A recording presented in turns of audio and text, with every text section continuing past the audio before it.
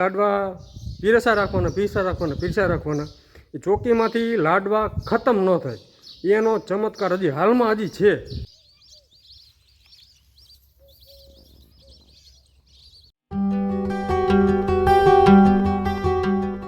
Morning મિત્રો, જય સિયારામ. સ્વાગત છે ફરી એકવાર તમારા બધાનું આપણા નવા વ્લોગ વિડીયોની અંદર.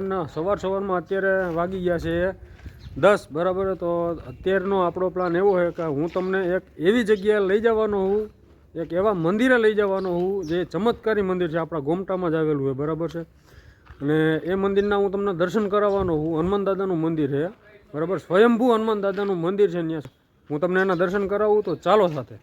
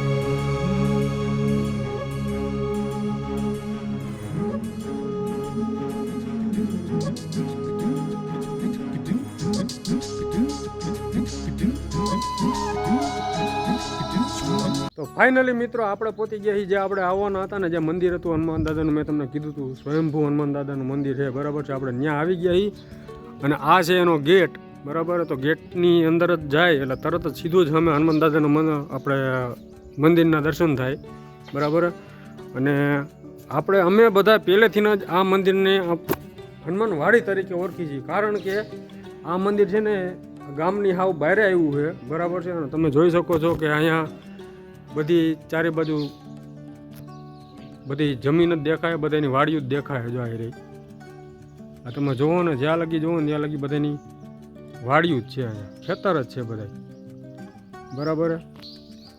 તો આ બધું એનું લોકેશન છે. અને પહેલાં આપણે કરીશું દાદાના દર્શન બરાબર છે. તો જો આ જ છે દાદાનું મંદિર, હનુમાન દાદાનું મંદિર આ જ છે. તો પહેલાં આપણે કરીશું દર્શન. તો ચાલો.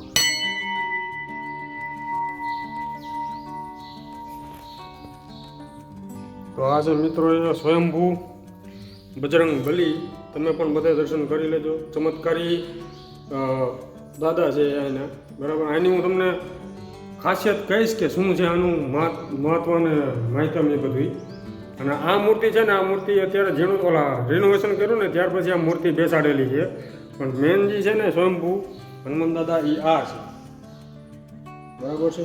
અને સાથે સાથે જ આ બાજુ તમે જાશો એટલે અહીંયા છે શંકર ભગવાનનું મંદિર, ભોળાનાથનું મંદિર. તો આપણે એના વચ્ચે દર્શન કરશું.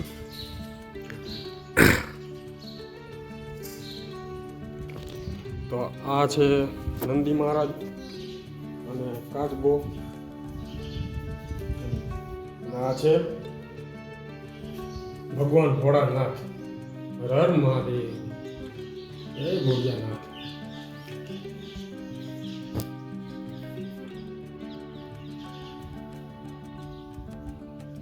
અને આની આ દાદાના ચમત્કારની હું તમને વાત કરતો હતો, એનો ચમત્કાર હજી હાલમાં હતો એ થાય જ છે. અહીંયા આપણે માની લો કોઈને જમણવાનું તો એને લોટ કર્યો હોય ને એ પ્રમાણે એમ બોલે કે આમાં હનુમાન દાદાનો લોટ કરવા જાય છે બરાબર. લોટ ગણાય એ જે લોટ જેનો મહિનો હોય ને એમાંથી જે લાડવા બનાવ્યા હોય ને એ એક ચોકી છે અહીંયા બરાબર. એ ચોકીમાં એ બધે લાડવા મૂકી દેવાના, માથે ઢાંકી દેવાનું કપડું. અને એ ચમત્કાર એનો એવો છે ને કે એ કપડું હટાવવાનું નહીં. જેટલા તમારા લાડવા જોતા હોય ને અંદરથી, જેને પીરસવાના હોય બરાબર, જે જમવા બેઠા હોય, ગમે એટલા માણસો હોય ટૂંકમાં, એ બધાને એ લાડવા પીરસા રાખવાના, પીરસા રાખવાના. એ ચોકીમાંથી લાડવા ખતમ ન થાય એનો ચમત્કાર હજી હાલમાં હજી છે, બરાબર. એ નિહાળેલું છે મેં મારે નજરે, અને એ ખોટું નથી. એનું છે શું કે આ ઉપર જે કપડું ઢાંકેલું છે ને એ આખું કપડું નહીં કાઢી લેવાનું. જેમ તમારે લાડવા જોતા હોય ને, બરાબર, એટલું કપડું ઉપાડતું જવાનું અને લાડવા લીધા જવાના. એમાંથી લાડવા પતે જ નહીં. અને મેન વસ્તુ એ કે એની પ્રસાદી છે ને, એ પ્રસાદી ગામમાં નહીં લઈ જવાની. જે પ્રસાદી છે ને એ બધી અહીંયા ખાઈ લેવાની, અને વધેલી પ્રસાદી અહીંયા રાખી દેવાની, અને ગામમાં નહીં લઈ જવાનું. એ એનું મહત્ત્વ છે. અને હું તમને ચાલો બીજું અહીંની ભોજનશાળાની બધી હું તમને બતાવું, બરાબર. જોડાયેલા રહેજો સાથે.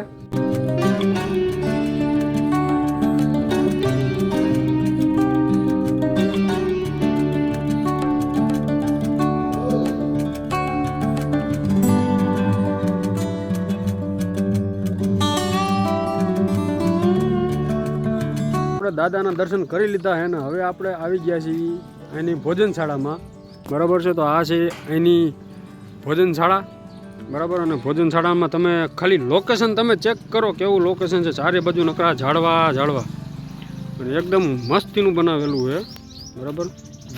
નેચરલ વાતાવરણ. જ્યારે મિત્રો એમ થાય ને કે મન શાંત નથી કે એવું કાંઈ છે, બરાબર, અહીંયા આવીને ખાલી કલાક એક બેસી જાવ ને એટલે તમારું મન એકદમ શાંત થઈ જાય. એવું આમ શાંત વાતાવરણ, કારણ કે ચારે બાજુથી આવું શાંત ખેતરોને એવું બધું છે. આ બાજુ તમે જોવો તો નદી છે મસ્તીની. હું તમને નદીઓથી બતાવીશ ને એનું લોકેશન તમને હું બતાવીશ કે કેવું ને એનું લોકેશન છે, બરાબર. તમે અહીંયા આવીને ખાલી એક કલાક ખાલી બેસો ને નિરાતે તો તમારું માઇન્ડ ફ્રેશ થઈ જાય એકદમ. તો મિત્રો અત્યારે આપણે ભોજનશાળાની સામે જ ઊભા છીએ, બરાબર છે. તો હું તમને ભોજનશાળા બતાવું, બરાબર. તો જો આ છે ભોજનશાળા. અહીંનું બહુ વિશાળ ભોજનશાળા છે. તમે લગભગ 400 થી 500 જેવા માણસોનો સમાવેશ થાય એવું છે. અને પહેલાં હું તમને અગત્યની સૂચના જે અહીંયા દર્શાવેલી છે હું તમને બતાવું, બરાબર. જો આ રહી સ્ક્રીનવાળા વિડીયો પોઝ કરીને વાંચી લેજો, બરાબર. અને આ છે એની ભોજનશાળા. બહુ વિશાળ ભોજનશાળા બનાવેલી છે અને સગવડે પૂરેપૂરી તમને મળી રહે. જ્યારે તમે આવો બેસો નિરાતે, બરાબર, પૂરેપૂરી સગવડ તમને મળી રહે. અને આ બધું અહીં બધી જે દાતાઓ છે, બરાબર, એ બધા દાતાઓના નામ અહીં લખેલા છે. અને અહીંયા બજરંગ બલીનો મસ્ત મજાનો ફોટો, એક બહુ વિશાળ ફોટો રાખેલો છે દિવાલે.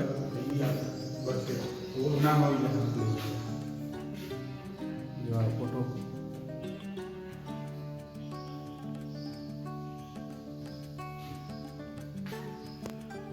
અને આ બધા જે અહીંયા દાતાઓ શ્રીજીને બધે આવેલા હતા એનું સન્માન કરેલું છે. એ બધું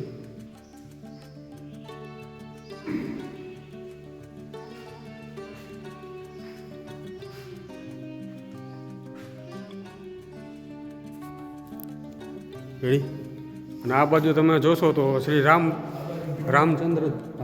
રામચંદ્રજીનો જે ફોટો છે એ હું તમને બતાવું. રામ, લક્ષ્મણ, જાનકી અને હનુમાનજી. ટૂંકમાં રામ દરબારનો ફોટો રાખેલો છે અહીંયા.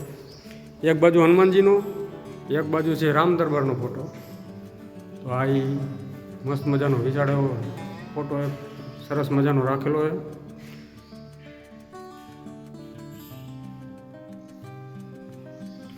અને જે આપણે લાડવા બનાવીએ અહીંયાથી જમણવાર હોય ત્યારે જે લાડવા બનાવે આપણે ઘરે કઈ રીતે બનાવીએ એ રીતના જે આપણે મુઠિયા કરીને પછી તરી, બરાબર, તેલમાં તરીને બધી આપણે લાડવા કરીને. પણ અહીંયા જ્યારે એ કાંઈ પણ જમણવાર કે એવું કંઈ લાડવા જ બનાવે, બીજું કંઈ ન હોય. લાડવા બનાવવાની મોટા મોટા ઢોહા બનાવે. એ હું તમને શેકવાના ટૂંકમાં પણ આપણે આવે ને છાણા, ગાયના છાણામાંથી શેકવાના હોય. અને ઢોસા જ્યાં બનાવે આપણે અત્યારે એ જગ્યાએ આવી ગયા છીએ, બરાબર. તો જો આ જગ્યાએ ઢોસા બનાવવાના હોય, જો છાણા હોતે રાખેલા છે.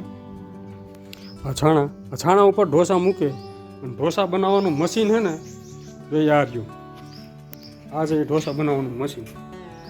આવડું મોટું મશીન આવે છે, તમે જોઈ શકો છો કે હું અહીંયા હાથ રાખું કેવડું મશીન. જો આવડો ઢોસો બને હવે એટલું બધું કરી પછી અહીંયા શેકવાનું, બરાબર. શેકીને પછી બધાને લાડવા બનાવીને પીરસવાના હોય ને એ ચમત્કારી લાડવા કહો કે ચમત્કાર કહો, તમે જે કહો એ બરાબર છે. પણ એ લાડવા તમે જ્યાં લગી બધે માણસો ખાતા હોય ને, બરાબર છે, ત્યાં સુધી એ લાડવા ખૂટે નહીં. અને હું તમને જે ઢોસો બનાવીને એનો વિડીયો હું તમને બતાવું, બરાબર છે. આ રીતના જો શેકાય છે ઢોસા, બરાબર. જો આ રીતે ઢોસા શેકે, જે આ રહ્યું ને આની ઉપર જ આ રીતે ઢોસા શેકીને પછી આના લાડવા બનાવવાના હોય. અને એ લાડવા તમે ગમે એટલા તમે ખાઓ ને તમને મજા જ એવા રાખવાના, કારણ કે પ્રસાદી ગણાય ને, એ પ્રસાદીનો કાંઈ રિવ્યૂ ન હોય, બરાબર છે. તો આ રીતનું છે. અને હું તમને હવે ને એનું લોકેશન જે નદી મેં તમને કીધું ને કે હું તમને નદી બતાવીશ ને, એનું લોકેશન જોરદાર છે, બરાબર. તો ત્યાં આપણે નદીનો એકવાર આટો મારતા હોય, ચાલો.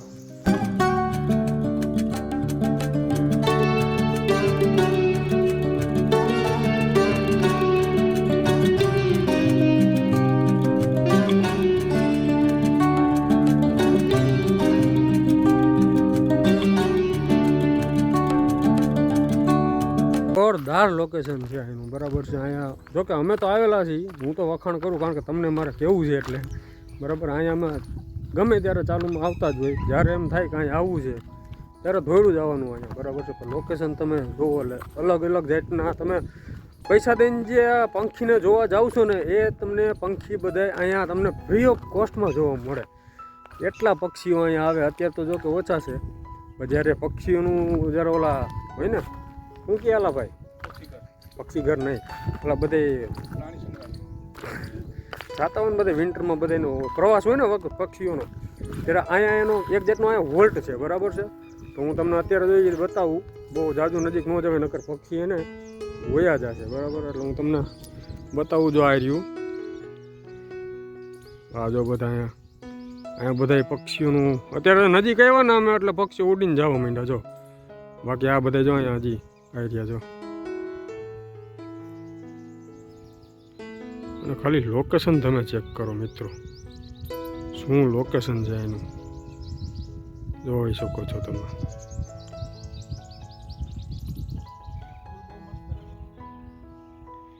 અહીંયા તમે આવીને ખાલી થોડીક જ વાર તમે બેસો ને શાંત વાતાવરણમાં એકદમ, તમારું માઇન્ડ એકદમ ફ્રેશ થઈ જાય એવું મસ્ત લોકેશન અહીંયા છે. આ તો જો કે અત્યારે તમે આને ઇગ્નોર કરજો, કારણ કે અત્યારે રિનોવેશન કર્યું ને એનું બધું કાટમાંડ ને બધું જે ઈટું ને એ બધું અહીંયા અત્યારે રાખેલું નાખી દીધું હતું, એટલે એ બધું છે. આને અત્યારે ઇગ્નોર કરો. જો આ વસ્તુ અહીંયા ન હોય ને એટલે તમને એવું મસ્ત લોકેશન અહીંયા જોવા મળે ને ભાઈ વાત પૂછું એવું એક જાતનું તમને એમ કહો ને કે સ્વર્ગમાં આવી ગયા એવું તમને લાગે.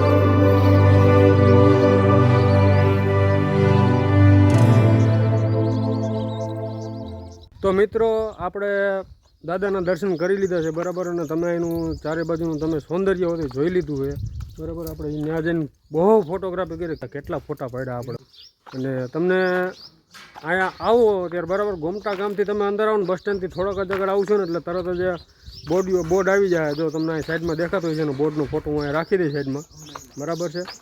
અને કમેન્ટમાં જય શ્રી રામ લખવાનું ભૂલતા નહીં, બરાબર.